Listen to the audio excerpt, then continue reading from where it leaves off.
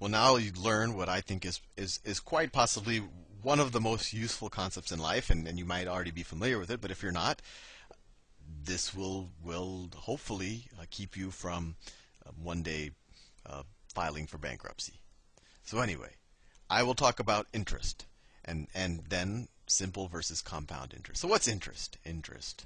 We all have heard of it, interest rates or interest on your mortgage or how much interest do I owe on my credit card. So interest, I don't know what the actual formal definition, maybe I should look it up on Wikipedia, but it's essentially rent on money.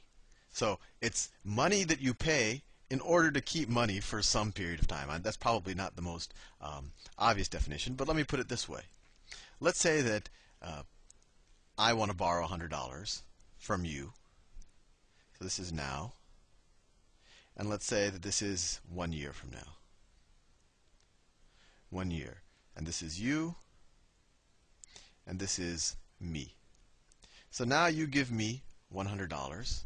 And then I have the $100, and a year goes by, and I have $100 here. And if I were to just give you that $100 back, you would have collected no rent. You would have just got your money back. You would have collected no interest. But if you said, Sal, I'm willing to give you $100 now, if you give me, I don't know, if you give me $110 a year later. So in this situation, how much did I pay you to keep that $100 for a year? Well, I'm paying you $10 more, right? I'm returning the $100.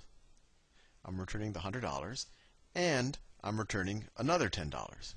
And so this $10, this extra $10 that I'm returning to you, is essentially the fee that I paid to be able to keep that money and do whatever I wanted with that money, and maybe save it, maybe invest it, do whatever, for a year. And that $10 is essentially the interest.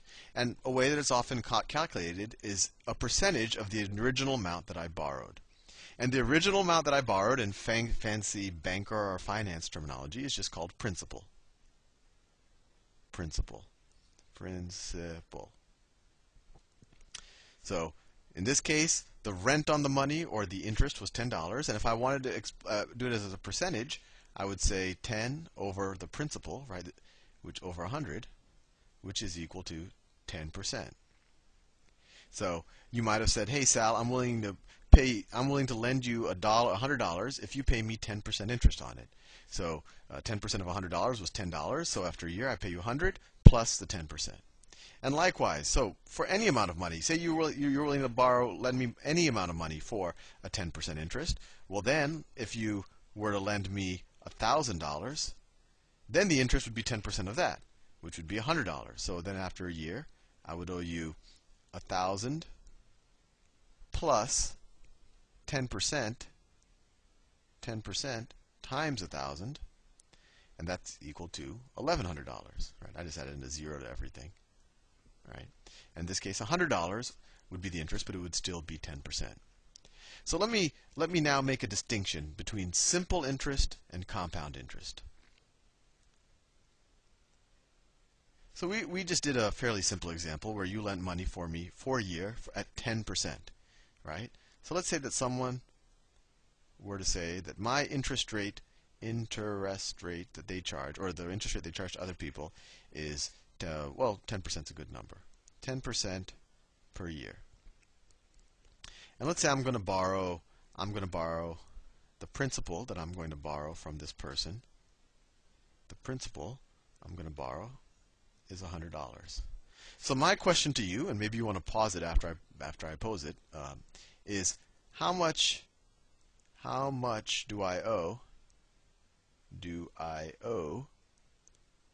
in 10 years?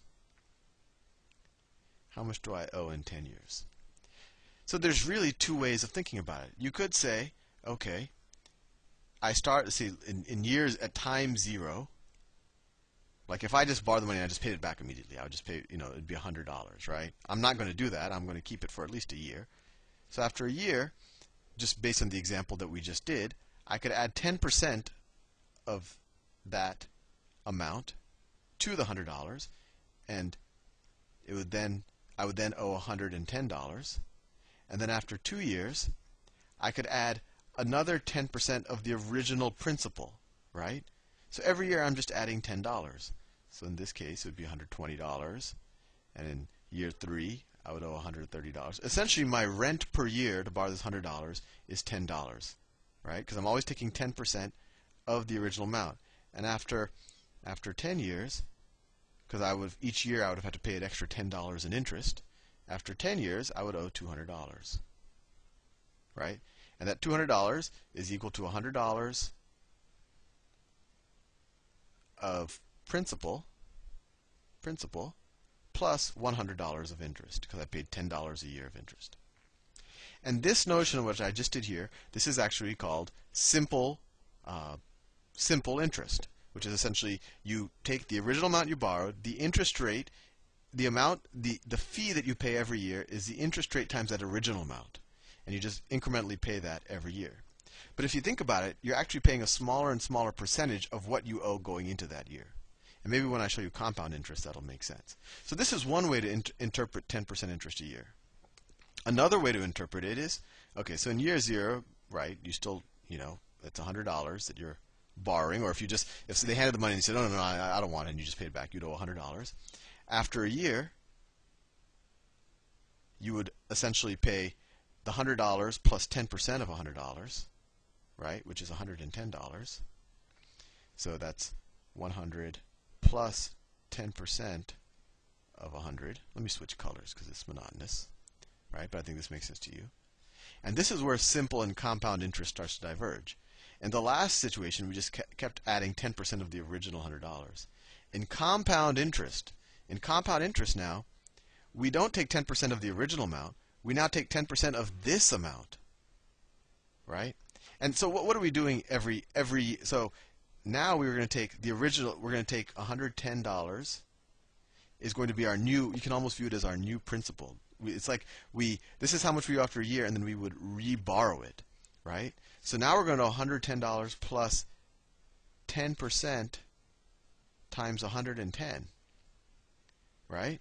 And that is equal to, you could actually undistribute the 110 out, and that's equal to 110 times 110. You can actually actually 110 times 1.1, right? And so that equals, and actually I could rewrite it this way too. I could rewrite it as 100 times 1.1 squared, and that equals what's $121.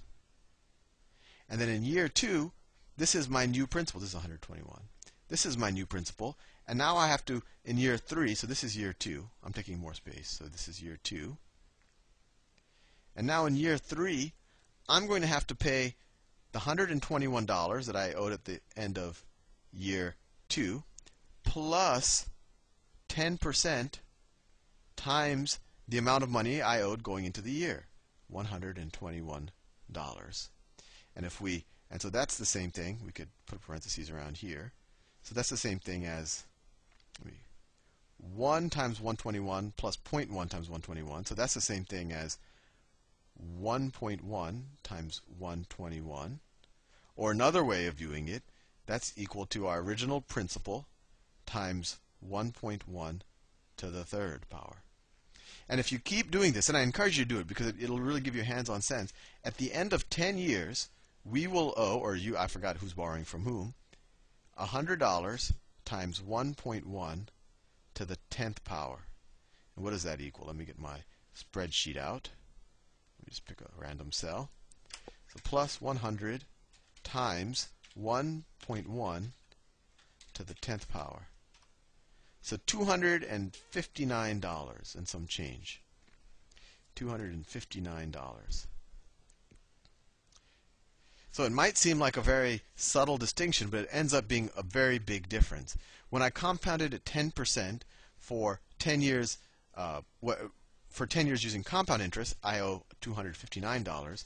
When I did it using simple interest, I only owed $200. So that $59 was kind of the increment of how much more compound interest cost me. I'm about to run out of time, so I'll do a couple of more examples in the next video, just so you really get a deep understanding of how do you compound interest, how the exponents work, and what really is the difference. I'll see you in the next video.